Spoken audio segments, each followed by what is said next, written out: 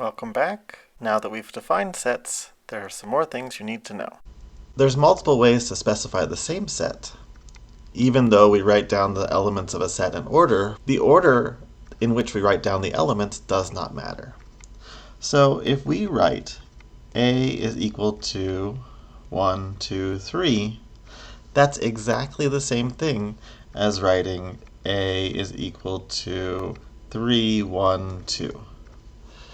They both have the same elements in it. Those are the exact same set. It also does not matter how many times an element appears, only whether it appears. So if we were to write down A is equal to 1, 2, 3, 2, 1, that's also the same set as above. When we're talking about sets, we will often use capital letters to represent the sets and lowercase letters to represent elements of sets. Now, this isn't always the case, but this is something that we do to keep track of things. So for example, we'll say little s is an element of big S, where this little s represents an element of the set big S. Now we can say that in a different way to mean the exact same thing, where we say capital S contains little s. It depends in terms of the English about what you want to emphasize. So if we want to emphasize the little s, we would say little s is an element of big S. But if we wanted to emphasize the set, we would say the set big S contains little s. Now, because this is a concept that we use often, we have some special notation for it. To represent the relationship between a set and its element, we use the element of symbol.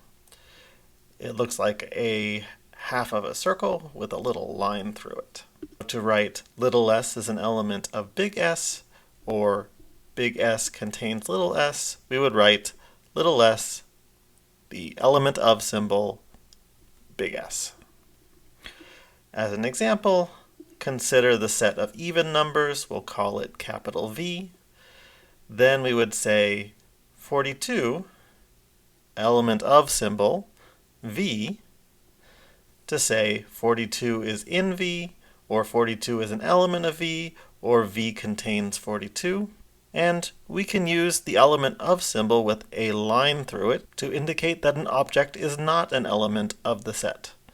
So the number 101 is not an even number, so we would say 101 is not in the set V. Now, for the rest of the video, we're going to be talking about some special sets. There might be an option where we're saying we want a set that contains no elements.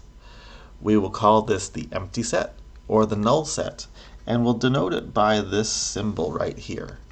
This is the empty set symbol.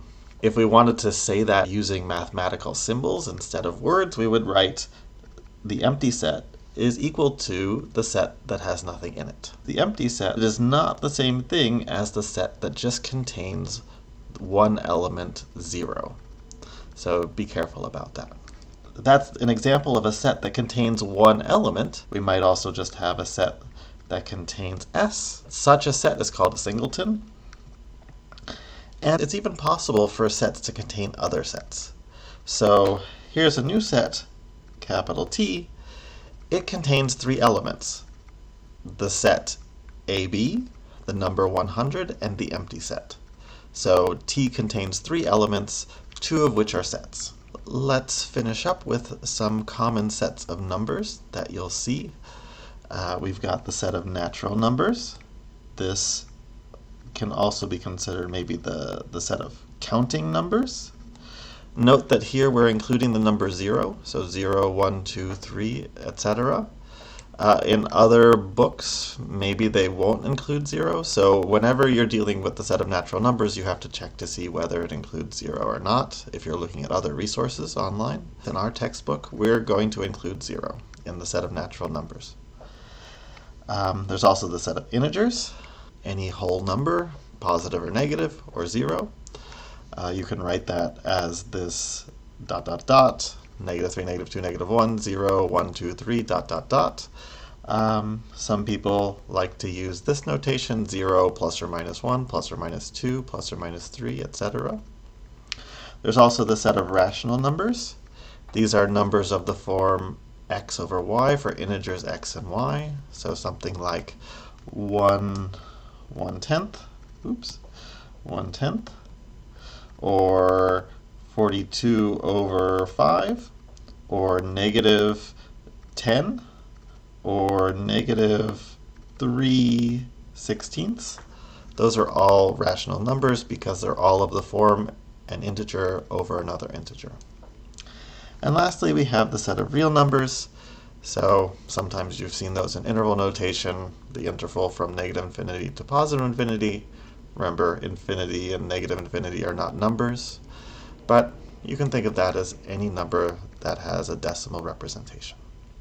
Now, there's something peculiar about these sets compared to the other sets we've seen, and that has to do with the size of the sets. We call the size of a set its cardinality. It's the number of elements that are contained in the set, and we use this notation where we put A inside two vertical bars. We say that a set is finite if the cardinality of A is finite. That is, if it has some whole number of elements, or if we started counting them, we would eventually stop. If we consider 2, 3, 5, 7, there are 4 elements in that set. The empty set has no elements in it. Both of those two sets are finite sets because they have some number of elements. On the other hand, we say that a set is infinite if the cardinality of A is not finite. That is, if we started counting the elements, we would never eventually stop. We write that as the cardinality of A is equal to infinity. So, for example, this set where we have 1, 11, 111, 1111, etc., it continues on forever. And so we would say its cardinality is infinity. And all those sets we defined on the previous page, the set of natural numbers, the set of integers, the set of rational numbers, the set of real numbers, all of those are infinite sets. The surprising thing is that there are different sizes of infinity.